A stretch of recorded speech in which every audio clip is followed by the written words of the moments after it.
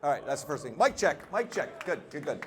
So yeah, my name is Paul Gillespie, and cheap-laughs.com was my idea. In September of 2019, I started cheap-laughs.com. I keep saying dash because there's a dash between them.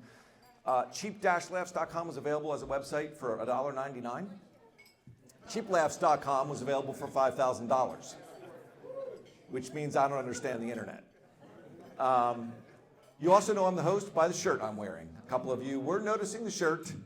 Yes, guys are like, yes, sorry about the shirt, guys. It's going to be with you all night. But I'm easy to find, so I don't get lost when my wife takes me to the mall. So that's convenient. You know what I was going to say right at the top? I'm very excited about this. I mean, I'm excited to be here, but even more than that, I am super excited because earlier today, I signed a deal on Netflix. You see the cameras, right? Come on. Jesus. I signed up for a year and I got a month for free. Jeez. Killing it over here.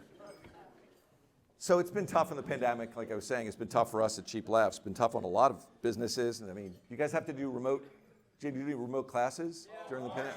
Oh, do we love that? My wife's a teacher. We'll get into that in a minute. But yeah.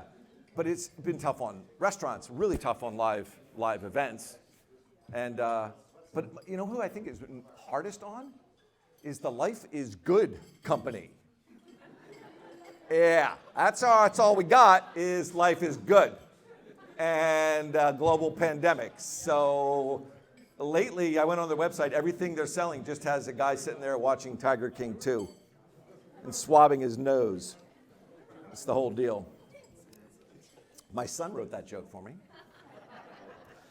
And we have any parents here tonight? Come on. We got parents and kids. It's like parents and kids. Yeah, he's 26, and he wrote that joke. We sent him to private school for 3 years and private college for 4 years. So I figured that joke cost me about $250,000. And I really thought it was going to do better for that kind of money. So thank you, Ben. He was also a baseballer. I'll tell you about him in a minute. Big news for me. I actually celebrated a birthday just last Saturday. Thank you. Thank you. I was born in 1962. So I'll give the baseballers a minute to do the math. Carry the one. I'm 60. Turned 60 last Saturday. Had a big day. And but as a baby boomer, I still say I'm middle-aged, which means I'm going to live to 120, apparently. But that's boomers. That's how we think, you know. I mentioned Ben, who wrote that joke earlier. I have 3 children. My wife and I have been married for 35 years. Thank you. Thank you. And we have 3 children. We have boy-girl twins and an older son, Sam. And when my kids were growing up, they all played baseball at one point or another, including my daughter, Carrie, who was the only girl who played for the Holliston, where I'm from, the Holliston town baseball team. She was bored playing softball, and she wanted to play baseball. I'm like, great, go. Go to pick her up from practice one time, and she's sitting on the bench with this big ice pack on her eye. She's 9 years old. I'm like, oh, shit, what happened? So I walk over to her, you okay, honey? And the coach comes over, tells me the whole story. Apparently, she was playing first base, and the kid hit a hot grounder, and the second baseman went to scoop it up and pivoted and whips it at my daughter, who was 3 feet away. She takes it in the eye. And the coach, though, says, you know what, Paul?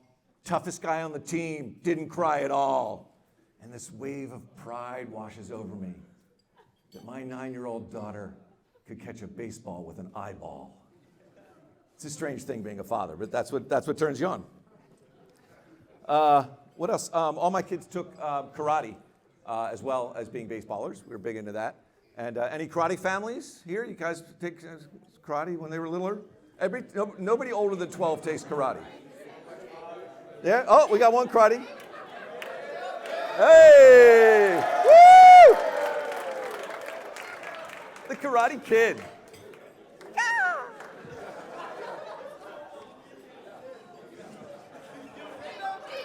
So when they would Oh, we want to get him up here and do forms or something? It could happen. All right, all right. We'll give him a minute to...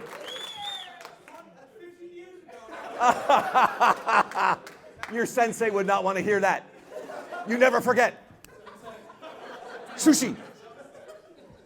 Oh, I got them all. So when the two boys were going to karate every day, every time they had a karate lesson, my wife, all right, keep it down. I'll wait. She would ask them, like a good mother, do you have your cup on? And after a while, they're getting a little old for it. And they're like, just tired of saying, yes, Mom, I've got my cup on. After a while, one day they go, let's just look at her in unison. They go, yeah. Right on their cup. Okay, boys, we're past that. Later on in the season, Sam, my oldest, was a pitcher in Little League. And he was facing a tough situation. He had bases loaded, full count, and we want him to remember his karate training, to empty your mind and to focus. Teacher used to say, pour everything out of your mind and just focus. That was the good thing about karate, that mind-body connection that this guy probably benefited from. So he can focus. So he's on the mound, and he just goes into the set, and everyone's quiet. Not a parent is talking. A lot of tension. Big-time Little League action. Sam's in the set, and my wife screams, Sam, empty your cup! Okay. He did not strike that batter out. No doubt. Learned a couple of things about my wife, being married for 35 years. Some other married couples here get to know each other. One thing I learned is my wife is a very nervous flyer. I like to fly, personally. It's fun. I like to travel, but she gets nervous. But there was one flight we were on together before the pandemic where this happened, and I got nervous. As the flight's preparing for takeoff, we're backing out, and I hear this. Good afternoon, ladies and gentlemen. This is Captain Ken from the cockpit. Welcome to JetBlue Flight 587 en route to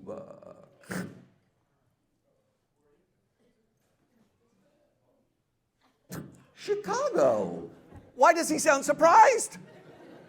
What was he doing? Was he turning on Waze? This is not a good look. Same flight later on, mid-flight. Guy comes back on. This is Captain Ken from the cockpit, ladies and gentlemen. Uh-oh.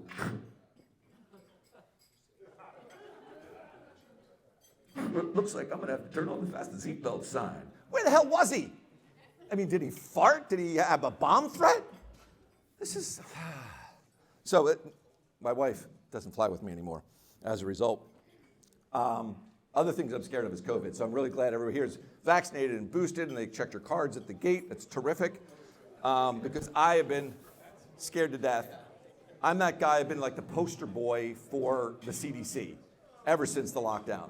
I'm sitting there alone in my car driving, but I've got the windows up, I've got the air on recirculate, I'm wearing surgical gloves, I got my hands at 10 and 2, and I'm rocking out to NPR.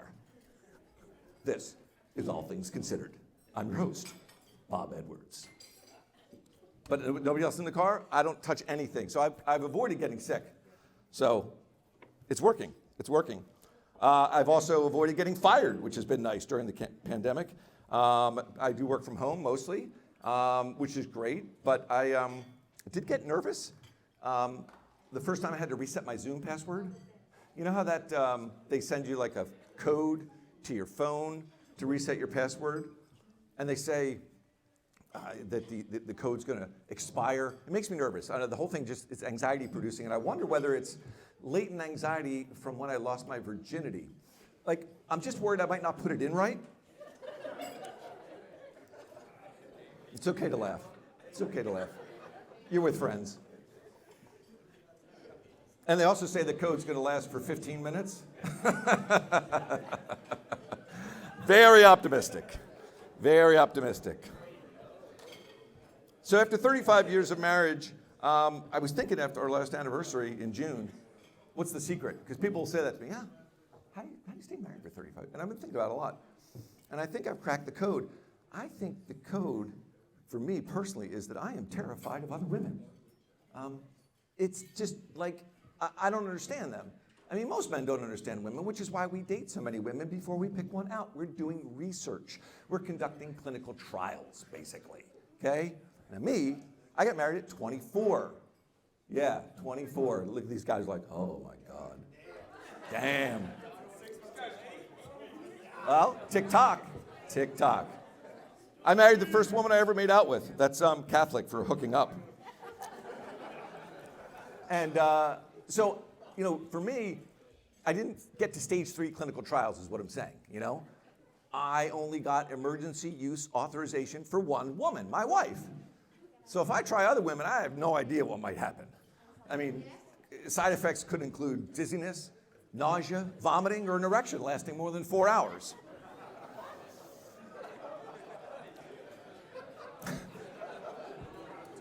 Too many old men laughing at that one. All right. Yeah, it's just me. It's just me. It's $1 billion drug, but it's just me. Yeah.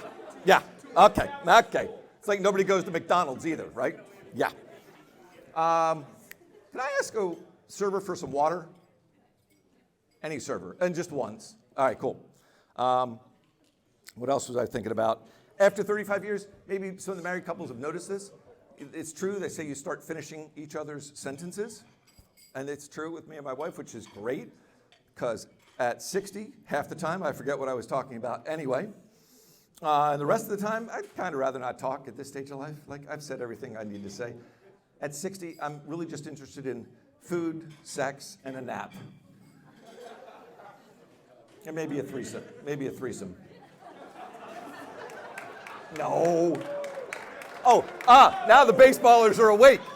The team just woke up. No, I just told you I'm terrified of other women.